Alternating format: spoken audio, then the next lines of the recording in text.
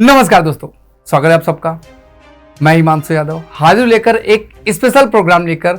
जी हां, पूरा भारत आज 24 अप्रैल को मना रहा है भारतीय पंचायती राज दिवस। आखिर क्यों आज के दिन पंचायती राज व्यवस्था मनाया जाता है और हमारे पंचायती राज व्यवस्था की शुरुआत कैसे हुई, किस प्रकार से शुरुआत हुई, इन सभी चीजों पर आज के इस सेशन में हम डिस्कशन करने वाले हैं। अगर आप किसी एग्जाम की तैयारी करते हैं या भारतीय राजनीति को समझते हैं, भारत में सरकार के अंग को समझते हैं और उसके बारे में और जानना चाहते हैं, तो आपके लिए यह वीडियो लाभदायक होगी। जी हां, अब बात करते हैं सबसे पहले हमारे देश में पंचायती राज व्यवस्था की शुरुआत कैसे हुई। दरअसल पंचायती राज व्यवस्था की शुरुआत 1882 में एक भारत के गवर्नर जनरल यानी कि वॉइस राय थे, जिनका नाम था लॉर्ड रिपन। काफी उदारवादी व्यक्तित्व के धनी थे और उन्होंने 1882 में भारत में पहली बार लोकल सेल्फ गवर्नमेंट की स्थापना की। दरअसल ये स्थानीय स्वशासन की शुरुआत थी और इसी वजह से लॉर्ड रिपन को भारत में स्थानीय स्वशासन का जनक कहा जाता है। इस प्रक्रिया में, इस पद्धति में जो प्रोग्राम शुरू किया गया वह प्रोग्राम शहरों में बस स्टैंड, पार्क, स्कूलों के सौंदर्यीकरण से संबंधित था। लेकिन शुरुआत तो हो चुकी थी और इसी को आगे आने वाले समय में जब 1919 का भारत शासन अधिनियम आया तो पंचायती राज व्यवस्था को या लोकल सेल्फ गवर्नमेंट को हस्तांतरणीय विषय के रूप में शामिल किया गया। आगे जब भारत आजाद होने वाला था तो महात्मा गांधी की जो भावनाएं थी, भारत गांव में बसता है, इस चीज को साकार किया गया और सरकार ने भविष्य में अपनी जिम्मेदारी ली और डीपीएसपी में आर्टिकल नंबर 40 शामिल किया गया। आर्टिकल 40 कहता है कि हमारे देश में ग्राम पंचायतों का गठन किया जाना चाहिए, जो कि सरकार की एक महत्वपूर्ण जिम्मेदारी है।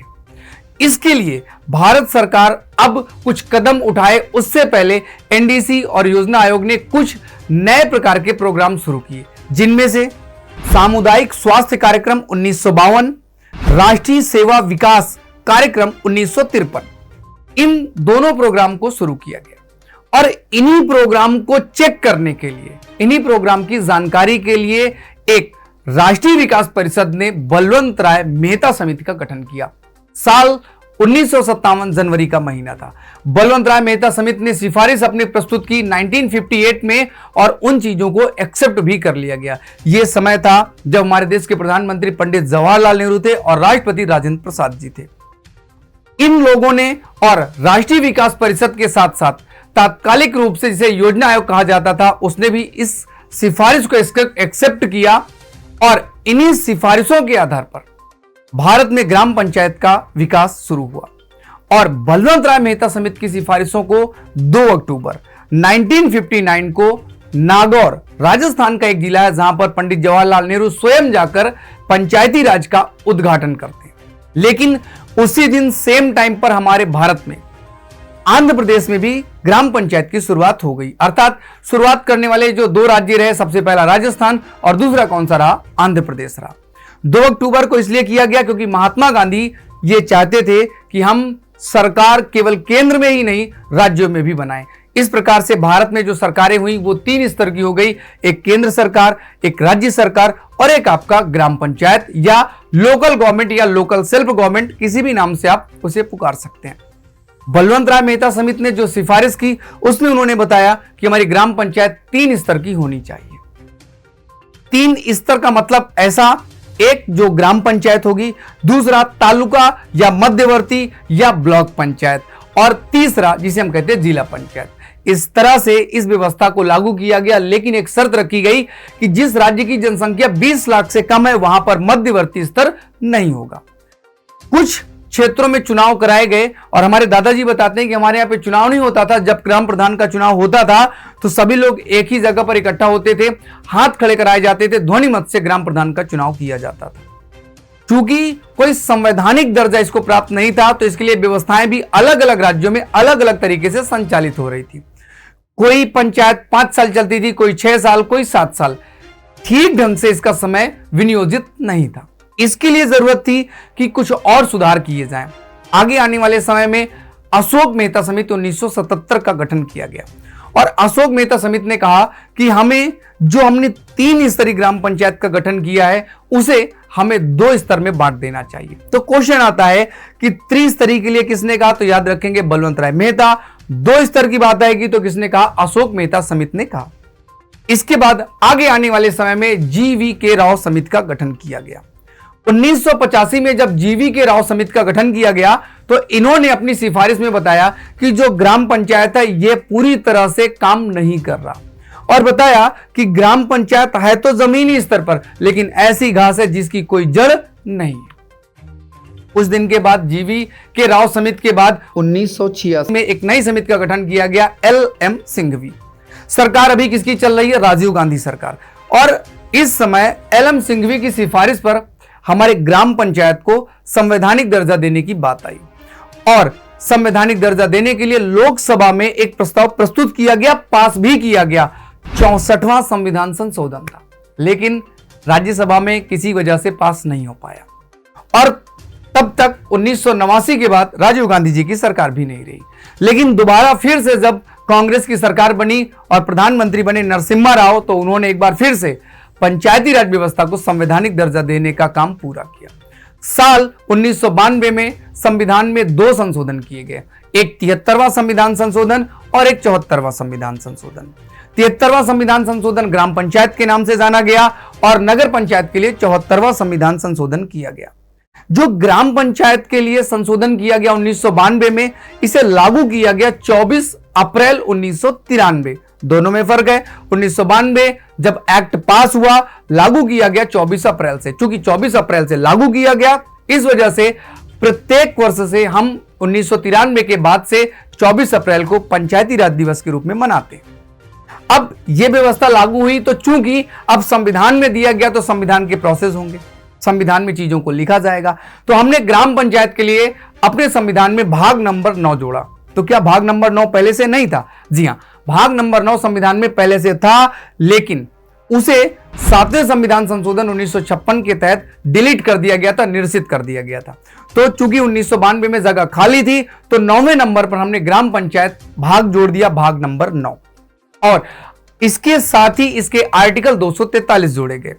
इसमें बताया गया 243 में ही 243 से 243 ओ तक ग्राम पंचायत की सभी बातें बताई गई। जैसे उदाहरण के लिए मैं कुछ आपको बता देता हूं, ग्राम पंचायत के गठन की बात भी 243 में कही गई। दरअसल रिजर्वेशन की बात करें तो पंचायती राज व्यवस्था में जो रिजर्वेशन है महिलाओं के लिए 33% 243 डी आर्टिकल में दिया गया। बाकी रही बात शेड्यूल कास्ट और शेड्यूल ट्राइब्स, इनका भी रिजर्वेशन है, लेकिन इनकी जनसंख्या के अनुपात में इनका रिजर्वेशन दिया गया है। जिस क्षेत्र में जितना शेड्यूल का शेड्यूल ट्राइब्स होगा, उनको उतना ही रिजर्वेशन मिलेगा। साथ ही साथ आपको याद रखना है, आर्टिकल 243M में अपवाद भी है। कई ऐसे भारत के राज्य हैं जहां पर ग्राम पंचायत की व्यवस्थाएं लागू नहीं है, जैसे अरुणाचल प्रदेश, जैसे मेघालय, नागालैंड, आपका मणिपुर, इन राज्यों में ग्राम पंचायत की व्यवस्था लागू नहीं है। इवन पश्चिम बंगाल के दार्जिलिंग जिले में भी पंचायती राज के चुनाव की कोई व्यवस्था लागू नहीं है। और यहीं पर आप एक बात को याद रखें, पंचायत राज का जो चुनाव होगा वह चुनाव 5 साल के लिए किया जाता है और इसका आर्टिकल 243E है। एक बात आपको यहीं पर मैं बता दूं, अगर चुनाव का कार्यकाल 5 साल का पूरा हो गया तब तो नया चुनाव होगा, लेकिन अगर कार्यकाल 5 साल से 6 महीने पहले ग्राम प्रधान की डेथ हो जाती या वो रिजाइन कर देते हैं, तब दोबारा जो चुनाव होंगे 6 महीने पहले, वो 6 महीने प्लस 5 साल के लिए होंगे।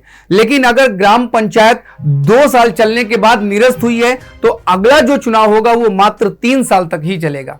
मतलब 4.5 साल तक अगर कोई ग्राम प्रधान बीच में निरस्त करता है या उसकी डेथ हो जाती है, पंचायती राज चुनाव निरस्त होता है, तो दोबारा जो चुनाव होगा वो बाकी बचे हुए 5 साल में जो समय बच गया उसके लिए ही होगा। आगे अगर 6 महीने पहले किसी का डेथ हो गया या कार्यकाल समाप्त होने से 3 महीने हो गया, पहले वो जो आपका इलेक्शन है वो समाप्त हो रहा है या किसी सदस्य ने रिजाइन कर दिया है, तो ऐसे मामले में जो अगला चुनाव होगा वह चुनाव पीछे के 3 महीने प्लस 5 साल के लिए चुनाव आयोजित किया जाएगा।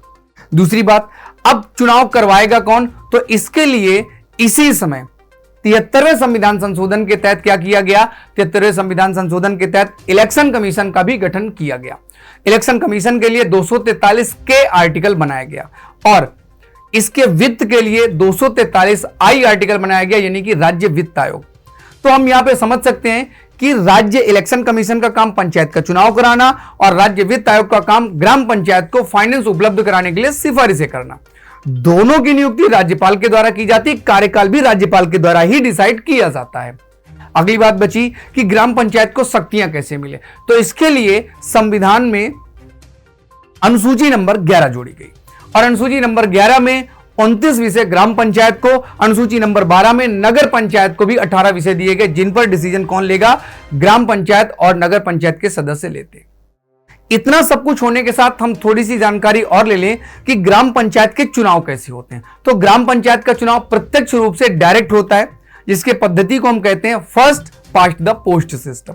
और जो निम्न स्तर पर यानी कि ग्रास रूट पर, जमीनी स्तर पर जो व्यक्ति चुनाव लड़ता है, चाहे वो पंचायत का सदस्य हो ग्राम के, चाहे वो जिला के, चाहे वो तालुका का, उसकी उम्र 21 साल मिनिमम होनी चाहिए। लेकिन अगर ग्राम प्रधान का कोई अध्यक्ष का चुनाव कर रहा है या मध्यवर्ती स्तर पर अपने अध्यक्ष का चुनाव हो रहा है या जिला स्तर पर अपने अध्यक्ष का चुनाव हो रहा है, तो उसकी आयु 25 वर्ष होनी चाहिए। थोड़ा सा बात को और समझिए।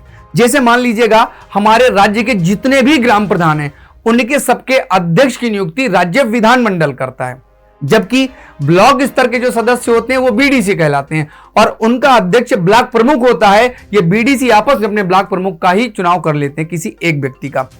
उसी तरह से जिला पंचायत सदस्य अपने पूरे जिले में जिला पंचायत अध्यक्ष का चुनाव करते हैं। जो जिला पंचायत सदस्य होते हैं उसकी आयु तो 21 वर्ष चल जाएगी, बट अध्यक्ष बनने के लिए 25 साल की आयु होनी चाहिए। अब बात यह आई कि जो आपका जिला पंचायत सदस्य है, बीडीसी है या फिर ग्राम प्रधान, सरपंच, मुखिया, इसके चुनाव में वोटिंग कौन करेगा? तो उस ग्राम सभा के सभी लोग जिनका नाम मतदाता सूची में है वो लोग वोटिंग करते हैं। उनकी आयु 18 साल होनी चाहिए। कितने साल होनी चाहिए? 18 वर्ष की उनकी आयु होनी चाहिए, तब वो चुनाव में पार्टिसिपेट कर सकते हैं। और कुछ और समितियां जो मुझे लगता है कि आपको जाननी चाहिए, जैसे गाडगिल समिति और संथानम समिति का भी वर्णन आता है इसके लिए कि भाई इन्होंने ग्राम पंचायत में सिफारिशें कुछ की। सरकारिया आयोग ने भी कुछ सिफारिशें की थी ग्राम पंचायत के लिए। तो ग्राम पंचायत में जो आपके एग्जाम में जो क्वेश्चन आने वाले हैं या जो उसकी समझ होनी चाहिए, मुझे लगता है कि मैंने आप तक वो पहुंचा दी है। आज के लिए मुझे आज्ञा दीजिएगा, फिर आऊंगा एक स्पेशल सेशन लेकर, कुछ ना कुछ आपको जरूर बताऊंगा। आज की क्लास के लिए मुझे आज्ञा दीजिए। पसंद आया है तो लाइक करें, चैनल को सब्सक्राइब करें और नीचे कमेंट्स करके बताएं कैसा लगा सेशन। धन्यवाद, बहुत बहुत शुक्रिया।